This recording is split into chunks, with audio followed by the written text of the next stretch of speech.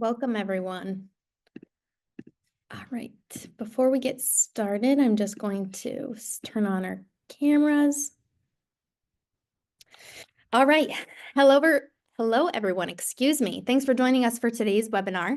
I am super excited for this conversation with our freight farmers based in Pennsylvania. Their names are Stephen Savitz and Jeremy Walton. My name is Amy Martin, and I am Freight Farm's Sales and Marketing Program Manager. And for those of you that aren't familiar of who Freight Farms is or what we do, our mission at Freight Farms is to build accessible, modular, vertical farming technology that empowers people to grow fresh, healthy food in their local communities, schools, businesses, wherever that may be in the world. We are most well known for our container farms, and you'll be able to see how you can potentially incorporate vertical farming into your organization, education institution, healthcare institution, local business, etc. during today's conversation. Stephen and Jeremy are going to discuss a ton in this brief presentation, covering everything from their background to their journey of freight farming, what their class schedule looks like, how they're operating their farm, and also how the farm is benefiting their community.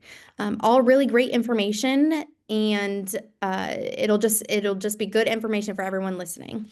We'll have time at the end of the presentation to answer some of your questions, so be sure to submit any questions throughout their presentation in the Q&A feature on the bottom of your screen, and we'll get to as many questions as we can during that live Q&A, and any unanswered questions we'll follow up with you afterwards. Lastly, this entire conversation is being recorded, so we will, once it's processed and up on YouTube, we will be sure to send it out along with the presentation within a couple days to everyone registered.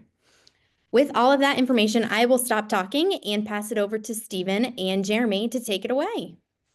Thank you, Amy. Hi, I'm Farmer Steve. I'm Jeremy. Farmer Jeremy. Farmer Jeremy. Come on now. So the first question is like, how did it all really start?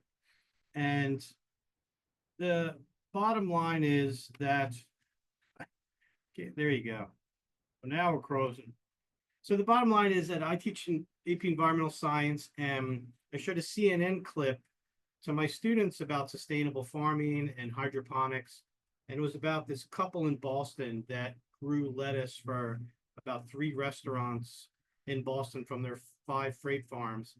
And as I showed it each year, I kept thinking like, wow, this is a really neat idea.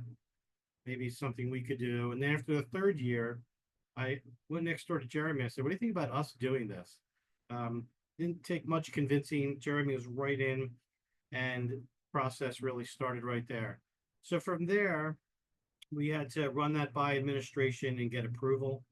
They were on board. And then the next big decision is, how do you pay for that? So luckily we have a education foundation that really loves to support STEAM initiatives. So we wrote a grant proposal for the farm, and that was also accepted. So here we are. So what do you need for this to really take off?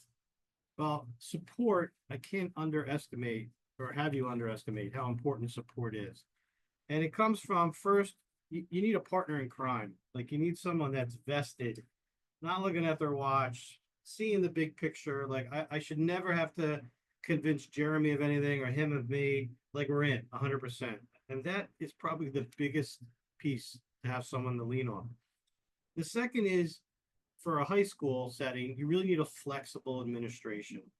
You know, the things that we request from our administration for the odd requests and the times that we need, they're very supportive. Like, for instance, we decided it would be best for us to teach our core courses in the mornings, and then our freight farm 2 sections in the afternoon.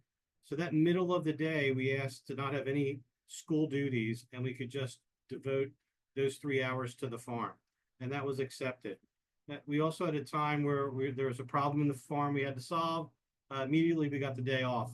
We actually got 2 days off to work on that. So the administration is 100% behind us. The other thing is, you need a way to really pay for the initial and recurring costs. So again, we're very lucky with our foundation supporting us there. And in the farm, you know, when you're working with water and a lot of high pressure, things will go wrong. There's a lot of pieces in the farm. It's very standard, and we have a really incredible maintenance and facilities people we can lean on to come in and look at an issue, help us solve it. And then lastly, we have a bunch of teachers that signed up to help us when we're a little bit behind schedule. And if we have a chore that needs to get done, we can call in the crew and they're happy to come and help us out. So after the proposal was accepted and they earned the money, it took a little bit of time. We had to get the concrete pad poured. But eventually the unit was delivered in September of 2021. And you have to be a little bit patient. It took a little bit, a couple months to get the internet hooked up, electrical lines run, water lines run, and all that. But eventually, the freight farm was delivered and it was set up. And what we kind of pride ourselves on too is trying to get as much of the school, as many students involved as possible. So you can see here, we got some of the AP art students draw or paint a huge mural on the outside of it. And this is right where a lot of our parents will come for and spectators for our football games and for our soccer games. It's right where athletes get dropped off. So it's in a very visible location. And here's the results of the AP art students' work. So so everyone who drives by is like, what is going on in there? And then we're like, oh, we're glad you asked. Now in that first year, we had 6 students who volunteered their time. They volunteered a class to help us set up the farm. We kind of picked their brains a lot on, they helped us design the curriculum, what labs would interest you, timing wise. It gave us a good idea of how fast and slow we can do different tasks in the farm. So that was a great start to everything. And they also helped us design some reusable bags, made up a sticker. They helped us get our social media presence up because you can kind of tell we weren't the most Instagram friendly pair. Okay, So- I'm not the one. So, all right. Way to well, I call was- me out. all right. Fair enough. So, there's a difference between a story and a post, we found out. So, once we learned all those things, and got us up and going, we were set for the first year of our curriculum.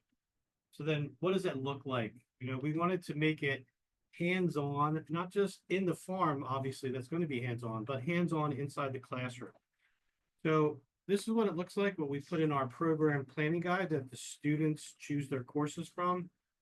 And you can see it runs for a half a year, so one semester, it's a half a credit. And it was also important for Jeremy and myself to not have it just for upper level students or only seniors. So you can see the first requirement is just a C average in environmental science or someone taking biology concurrently. So that opens up the possibilities for all different types of students. And we also wanted to make it the science behind hydroponic farming too. So we really stress that. So we're completing lecture in the labs in the classroom that complement what they're doing inside the freight farm. So both of those go hand in hand. And then the other side is when they're in the farm, they learn not only the science behind it, but they also learn how to run the farm as a business. So they're involved in marketing and invoicing, in the social media. So all that comes into play so they get a nice big picture. So what does the curriculum actually look like? I think to just add to that slide, I think that's a huge point. I think some people forget or don't realize that you can incorporate more than just farming. With a vertical farm, container farming, or an agriculture hydroponics class, you can add in the marketing, the social media. Another school has their their shop class going in and helping identify things that they can fix and the business side of things. So you can really do a lot and cover a lot of different subjects with this and incorporating it properly into your curriculum. And what you've done for this program is incredible and just touches so many different topics and interests. You're going to get students from all different walks of life to being involved with the freight farm or the vertical farm because of the different subjects that it touches. So kudos to you. Thank you. Yeah, it's the multidisciplinary approach is amazing. Especially since between the two of us and all the years we've been teaching, we've had probably 0 students ever say, I want to be a farmer. And now since we've started this, we have students who have changed their majors, their respective majors into college. So it's great. And the different types of students that normally aren't in the same classrooms together. Now, you also see friendships start to grow in parts that they never thought would. So with the curriculum, we broke it into 4 units that we do.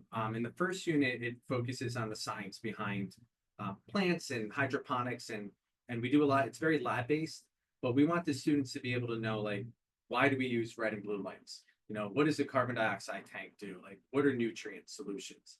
That kind of thing. So it's very lab based. Um, so they can.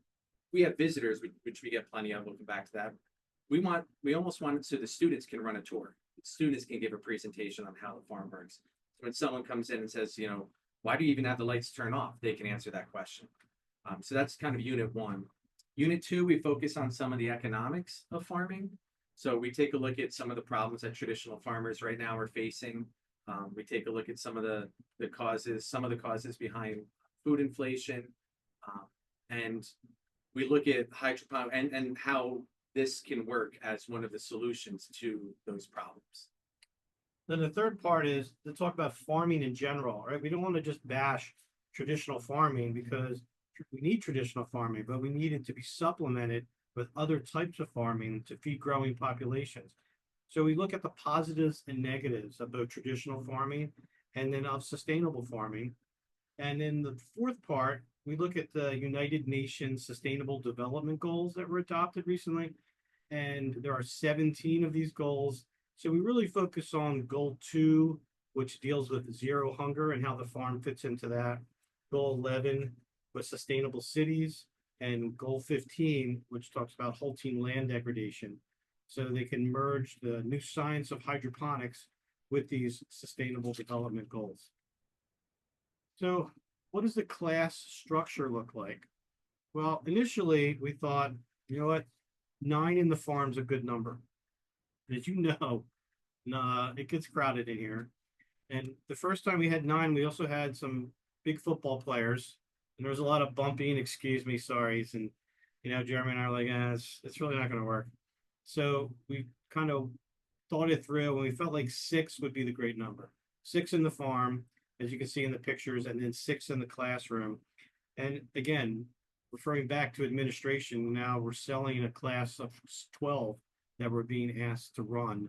And again, they were supportive because we brought in 8 administrators and we said, well, what do you think? And they're like, too many people. So just by them coming in, they realized 6 was also a good number. So that means if we're running it for half a year, 2 sections, that we have 48 students total that can take farming. And they rotate. So they'll be in the classroom for 2 weeks, they'll be in the farm for 2 weeks, and then they'll flip. And we'll do that for the entire half a year. And just to kind of show you how the farm sells itself, they have 48 students. The first year, we had 72 students sign up for 48 spots. And then last year, we had 125 students. This year, we have 154. So, you know, we're talking about getting another farm. I'm just kidding.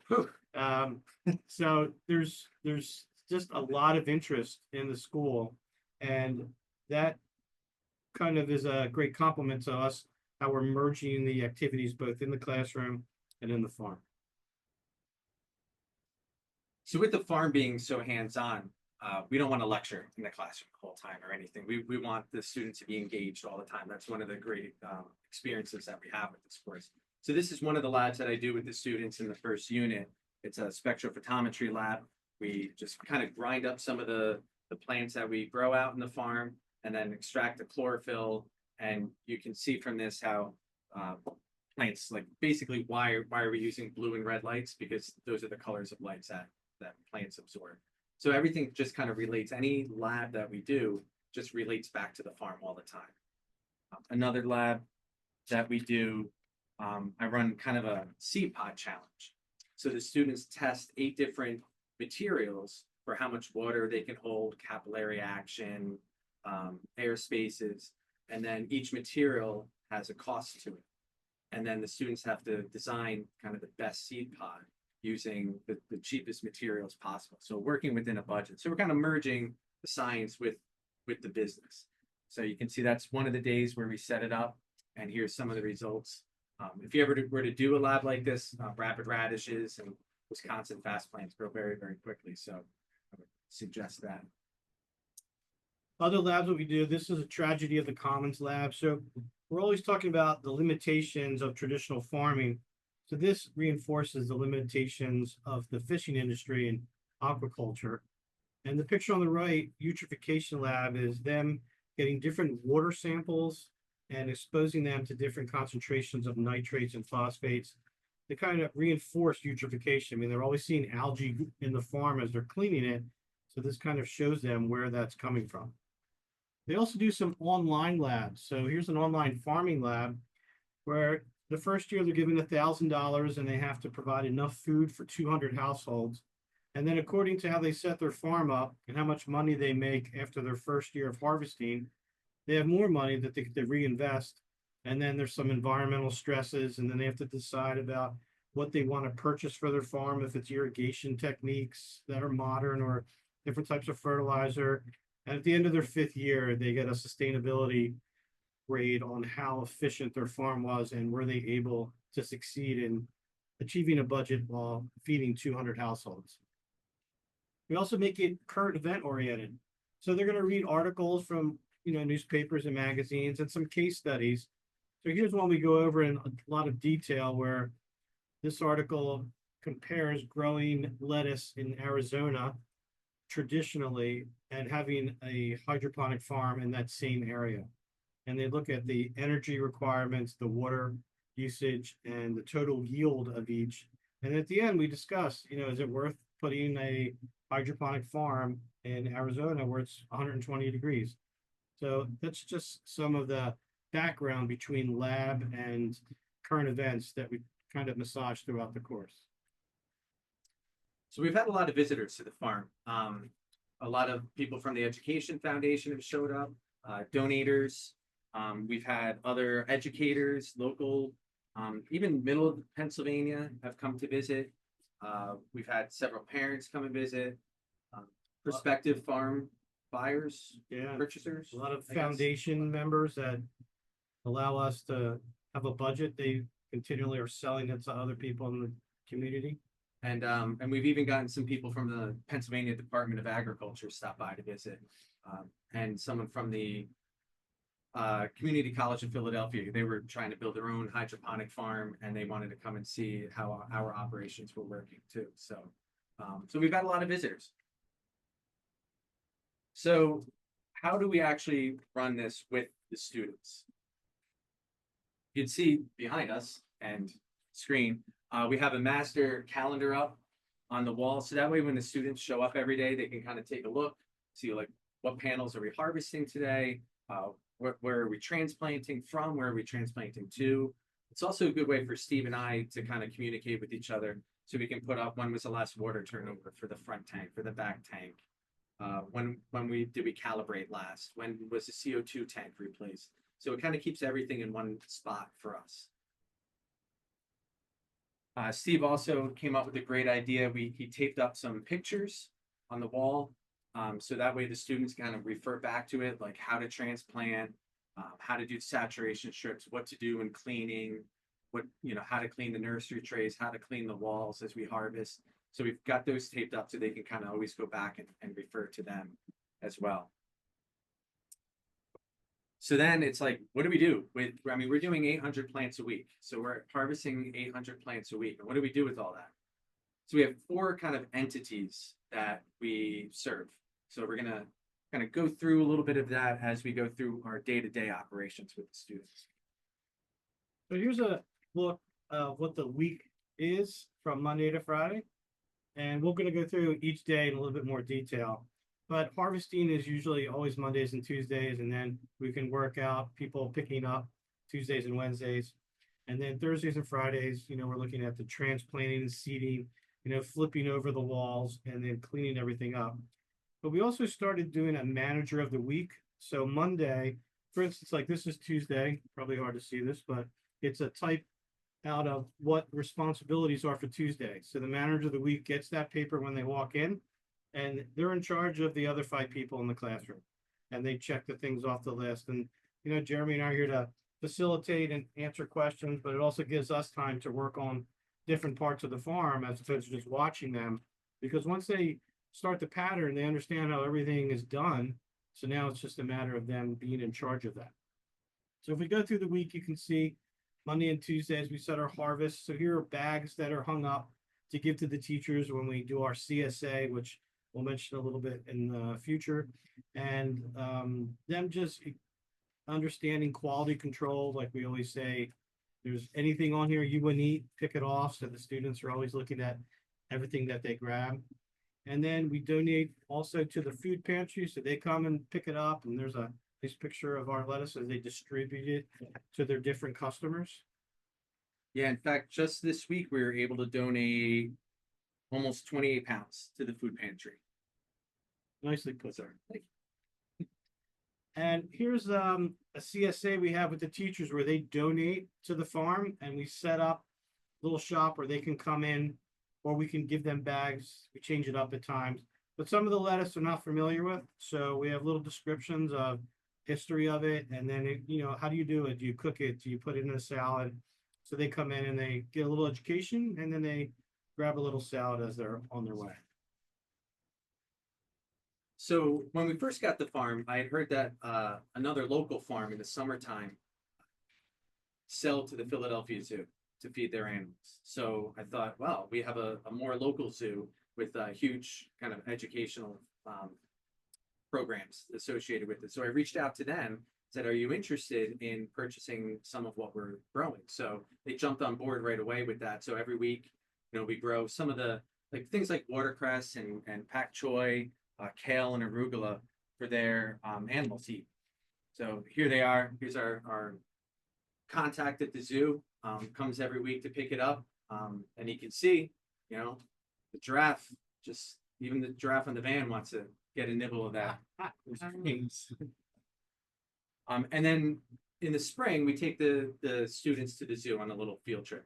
And it's great. They can feed Gerald the giraffe there, some of the turtles, some of the other animals that feed it. And it works out great. Like we try to set up a scenario where it helps them. So they're purchasing at a lower price than they would normally buy. And we're selling it. So, it's a nice kind of symbiotic relationship there. And they've given us some advertisements too. So we get kind of a behind the scenes look. They take us into the commissary when we go.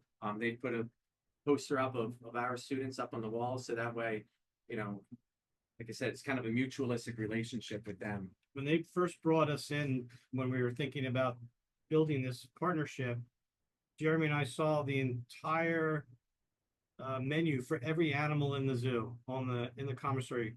So we got a chance to see what they eat. And then from there, we said, okay, we can grow that. We can grow that. We can't grow that. And so that's where that list came that Jeremy was saying of all the different things. It's probably 10 to 15 items that we grow for them each week, according to each animal's diet. Then we also have a local restaurant, Tosco's, where they have a huge kind of farm to table initiative. So the family lives in the district. And again, we kind of worked out an agreement with them, kind of sell them some of our romaine at a lower price than they would purchase for. So we do sell them some romaine, iceberg lettuce, oregano, basil, parsley, and it fluctuates how much we're growing as the year goes on. I know sometimes they, based on their needs essentially, but they've been hugely supportive too, not just of us, but of a lot of different things at the high school. So it's really nice working with them. When the kids are harvesting, we also keep track of what it is. So here's an example of an Excel sheet of the lettuce for the Tosco's restaurant. And we're keeping track of the quantity. Like we know we're planting 45 plants, how many actually germinated and we actually harvested. We also keep track of the weight so we can see how much the lettuce weighs per each head. And then from that, we compare that to the different walls to make sure all the walls are performing correctly and that we're not having any issues with something versus something else. So we want to see consistency throughout all the walls. And there's another spreadsheet for the zoo also. And from the spreadsheet, the kids will generate this invoice. And then that's what we'll stick in an envelope and we'll give to each of the people that comes to pick up their leafy greens. And, if you're looking at the prices there, we have the ability to price it low, right? We want to make everybody happy. So when we go to the zoo, we go to the Tosco's restaurant, we're like, yo, how much you paying? And then they tell us, well, we can undercut that, right? So, we're not as worried about our overhead as much as others. So that gives everyone the chance to get a little benefit from the big picture. So on Wednesdays, we start cleaning the walls, and as the semester goes on, we give the students a lot more agency. So, we're always there to double check their work, but I say, we allow them to decide kind of, does the saturation strip need to be replaced? Does it need to be cleaned? Do we need to replace the foam and wash that? Of course, we always double check, but, and, I say kind of give us a panel to hang back up, but it's great to give them some responsibility as we move forward. Here we are on Thursdays, transplanting and seeding. And that continues, and it's probably, I would say it's our students' most favorite day, where they find it very zen and very relaxing, just kind of putting in the seed pods, putting in the seeds as they go. And again, we give them some agency, we give them some choice too. Some weeks, like, what do you want to grow? Like, what lettuce seeds do you want to plant this week? What herbs do you want to plant this week?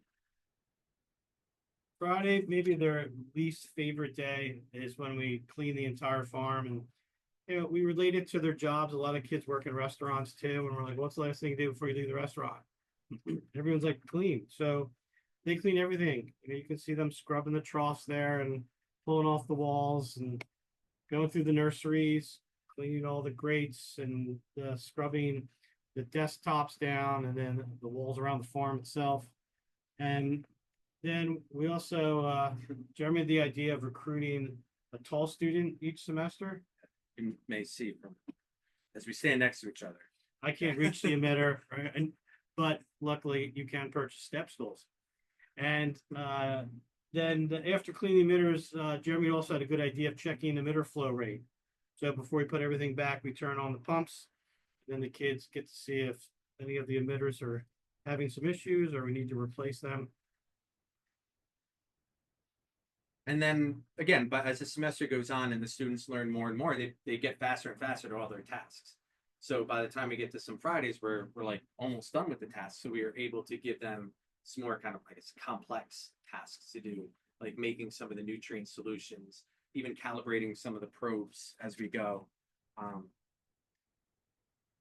And then having them do what's called quality control. So kind of going throughout the farm, making sure that all the channels are getting the right amount of water, that there's no plant disease, no a bunch of lettuce with some yellow leaves, anything that would kind of like, sound an alarm for us. We have the students go through and do that.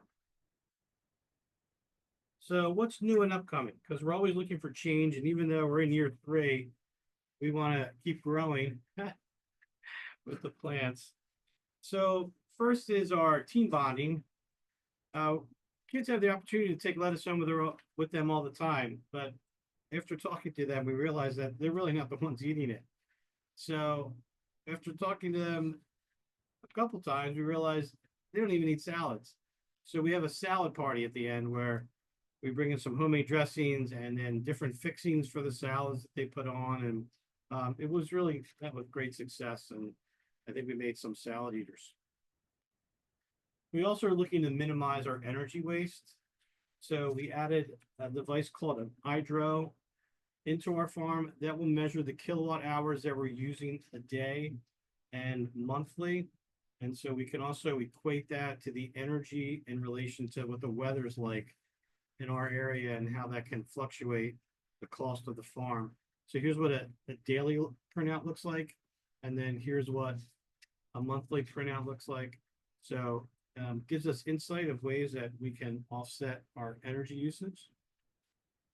One thing that we recently purchased is a water monitor. So this is, our students have called it Shelly, where our water hookup comes in.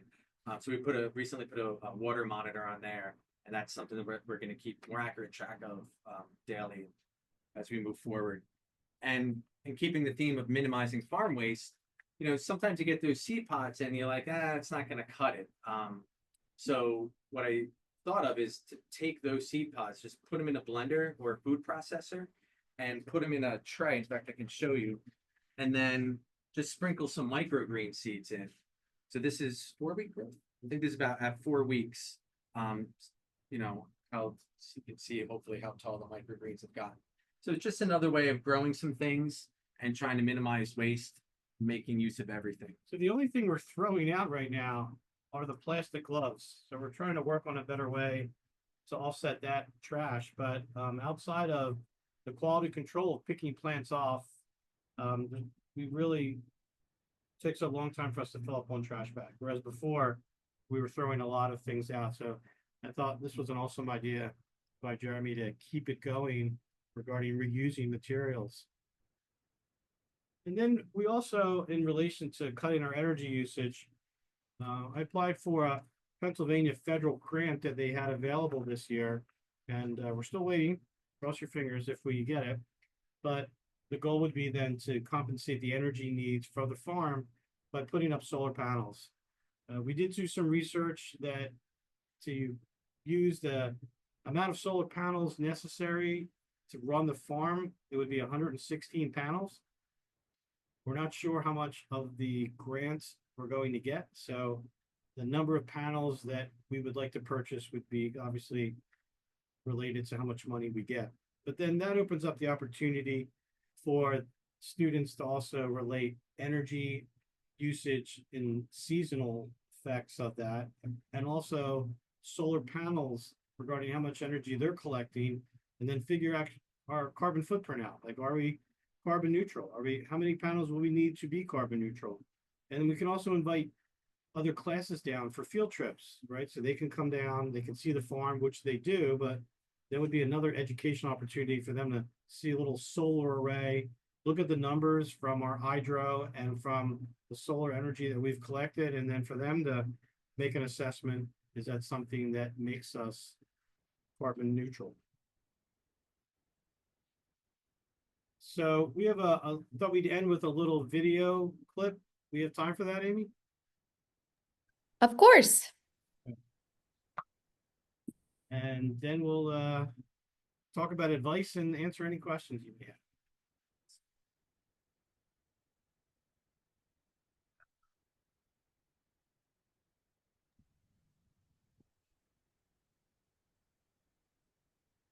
A lot of great information that you shared. And we got quite a few questions. So once we get to that part, we will fire them off.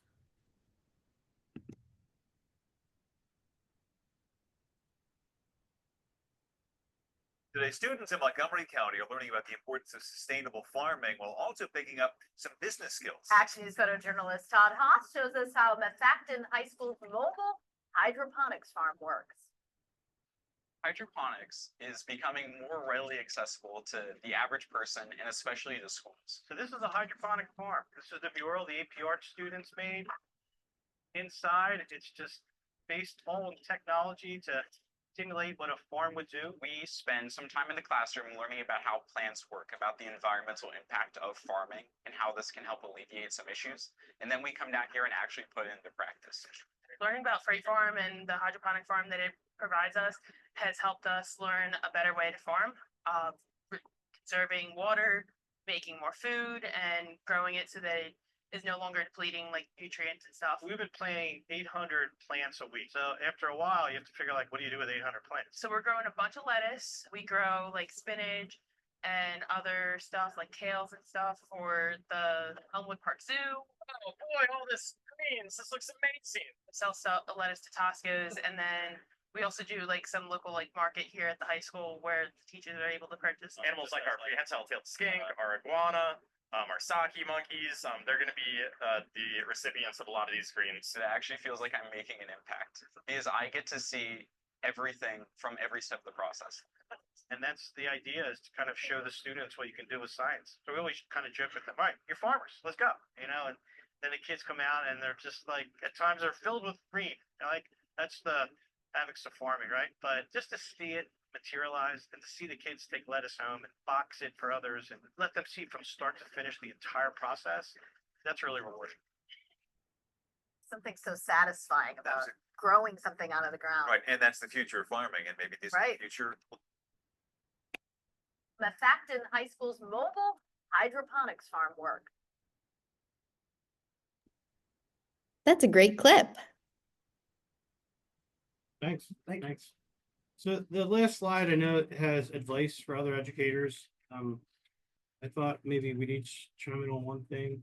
You know, like I joked like, hey, we could get another farm, we're getting so popular. I mean, I think we both love to have another farm, but the time to make this farm run, you have to realize that when we were in the research phase, we talked with another person who had a farm as a club after school at a high school, and just wanted to reinforce, think about time and then multiply it by 10. Like, you need a lot of time and you need administration to understand how much time. So that, I guess that's a big thing I would relay to you if you're getting involved.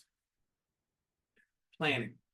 You have to, the difficult thing about running this during the school year is winter break, spring break, summertime. So you have to kind of look, not just, what are we doing this week, but what are we doing 8 weeks from now? What are we doing 16 weeks from now? And then kind of working backwards from that too. And then how to adjust that with the students. Things like a 3-day week, like a Thanksgiving week. It's like, oh, how are we going to do what takes 5 days and squish it into 3 days? So you really have to kind of plan. And the students can be part of that as well. It teaches them yet another skill. And that's what the great thing about this and everything we've been doing. It's very skills based as well. There was one time we both got a Notification. yeah, on our phones regarding the back pressure pump was having problems, and we both came in at 7 in the morning on a Saturday without telling the other. We were both coming in, so it was a beautiful bonding Yeah, moment. it's like, oh, what are you doing here? Did you bring me coffee? God. He didn't bring me coffee. Yeah, So, sorry. so those are our pieces of advice. Awesome. So, like I said at the start of this whole presentation, that you were going to cover a ton, and we only have a couple minutes to go through some questions. But Jeremy, I just wanted, one of the questions was kind of in line with what your advice piece was about. What do you do on those breaks? What do you do on summer break? What do you do with the farm? Does it completely shut down? Do you ramp it down and then ramp it back up? We ramp it down. We'll be starting that about middle to end of April. So that way the last week of school will be our last harvest. So we do kind of ramp it down, and then we come in August and we start it back up. So that way the students can come in on the very first day and see right away some plants at the farm, some plants on the walls, some plants in the nursery station. And as far as the breaks go, Steve came in twice over winter break. I'll come in over spring break, and we just, try to recruit some either other teachers or family members to come in and help us out. Yeah. Even the kids, Yeah. they come in over break and help out. Awesome. How do your customers receive that information? Are they excited, or as excited to have you come back? I'm just thinking of summer break. That's obviously a longer break than a week, and not having the fresh produce there. Are they bummed? Are you finding that it's a little difficult to get your customers back on board, or they're like super excited, can't wait to have you back? Yeah, super excited. Yeah. Everyone just raised on how good the lettuce is. Even the customers at the local restaurant, they mentioned like, oh, Anthony, what's going on with this lettuce? And that happens with the food pantry, the teachers. So it's just a matter of letting them plan for having less lettuce from us over the summer, and then having them be able to pull it back when we're up and running again. But we have a great establishment of support. Yeah, they're hugely supportive and very understanding. Awesome. All right, jumping to the more of the students, how do you, if you get other students involved that are not in this program? So maybe they just have an interest in checking it out, helping out. How do you get them involved, and what does that look like? I teach AP Bio, so I bring the students down a couple times a year, especially when we get to photosynthesis, and I show them the farm and here's where it's at. We've shown some other classes, some of the environmental classes have brought their classes down. And just talking with students, just hearing students walking by me, like, what is that? Like, I don't even know what that is. Or what do you mean we have a farm here? I didn't know we had a farm here. And just saying, you want to see the farm? I'm glad you asked. Let's go take a look at the farm. And that just builds the buy-in year to year. Because as soon as you see it, as soon as you're in it, you're just amazed by it. First So- couple of years, we ran a commercial on our television station that puts the news out every morning. But we didn't have to do that anymore because of all the interest. And we're also solicit kids from the library that are just sitting there. And there's sometimes that I have to do something that is in the middle of the day, and I'll just, hey, you want a farm? And I'll get like 5 kids that I'll show them what we're doing. So it just kind of teaches itself. Great. So my next question, great segue that you had, Steve, was what has the community interest been like outside of the school and the parents, just the local news, or do you ever have people calling or knocking on your door who have maybe no student, or they're just interested to check out the farm? Do you ever give tours? Yeah, all the above. We do. If anything, I think the parents would like us to sell lettuce to them once a week and have a drive-through, because we always talked about having a farmer's market and trying to figure out how we can have more of that lettuce get to more people. But yeah, if people reach out and want to see it, we're happy to show them that. We realize that their support is what's making us function. So that's kind of what we feel we need to get back. So it's an open door here for anyone who wants to come. There's a STEM day, right? In the spring, one of the other teachers runs kind of like a STEM day on a Saturday. And for more of the elementary and middle school. Right? And Steve has come in to show, the younger students in middle school the farm with their parents too. So Oh, start cool. to buy-in. Awesome. So looking at your weekly schedule that you went through, the harvesting, etc., did you have to build out, as far as the maintenance goes, did you have to build out a maintenance guide, or did Freight Farms provide a guide? Do you follow anything specific like that? Or did you create something that was more specific to your needs and your students and tasks? Regarding getting things fixed in the farm. Yeah, or just like the cleaning, the the water turnover, the cleaning the foam, those tasks that have to be done, not so much unexpected maintenance. We pretty much follow what's on farmhand, or yeah, on farmhand. We've kind of gone through the articles and taken what other people advice from other farm owners and what they've done, and we've kind of pieced it all together to have our routine maintenance. We do water turnovers about 3 weeks, and flush about every 6 to 8 weeks, depending. The knowledge base too that Yeah. Freight Farm has been a great resource. We just see what other people are doing, and like, who knew you can wash the foam strips in a washer and dryer? Like, that was unknown to us, right? We were always power washing. So it wasn't until like our water on our feet were freezing, we were like, all right, it's got to be a better way. And the same thing with cleaning. A lot of people have done things to open up your eyes to another way. So it's a great support system that you guys have built in. Well, thank you. And for those listening, I did not pay them or ask them to say that.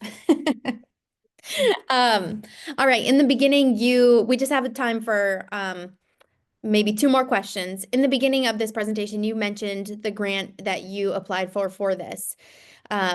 There was a question about ongoing operational costs and what that looks like. Is that something that you have now worked into the school's budget for those costs year over year, or is that a grant that you apply for every year? Well, happily, we can say we've almost earned all of our operational costs. So part of the sales pitch was that when we get going, we should be able to pay for ourselves. So the school does supply money, like the site license for both of us. They pick up different things, but regarding the supplies, it's a combination. Each year we ask them for less and less. That's great. And something else that I think people don't really realize with schools is that you can be profitable with your produce. I mean, granted that we have schools who supply their dining halls and their nutrition department with the produce, and that was the goal from the beginning. But you can make a profit by selling to the local customers, and like you said, support yourself, which is also a bonus as well. Last question. Did you install the shelf that shelf in yourself, the one above the nursery? Or I don't think it's above the nursery. I think it's across from the nursery. Yeah, so we have the calendar is just kind of taped to the wall. But we do have a shelf above where the computer is. We installed that ourselves. We bought like a smaller table, kind of a skinny table over here. That way we can have 2 student workstations. We can have 3 working here and 3 working there. We have over here, all right, we have hooks and stuff for rooms. But yeah, we installed all those things ourselves. Awesome. Well, that is time. How quick it goes. Thank you so much, Jeremy and Steve. This was so informative. And for everyone listening, as a reminder, this was recorded and I will send it out within a couple days along with their presentation. Any unanswered questions, I know there were a couple that we weren't able to get to just due to timing. So we will follow up with you afterwards to make sure we get those answered. But we appreciate everyone taking the time to join us, and especially Jeremy and Steve for sharing their story with us. Great pleasure. Thank you so much. Take care, everyone.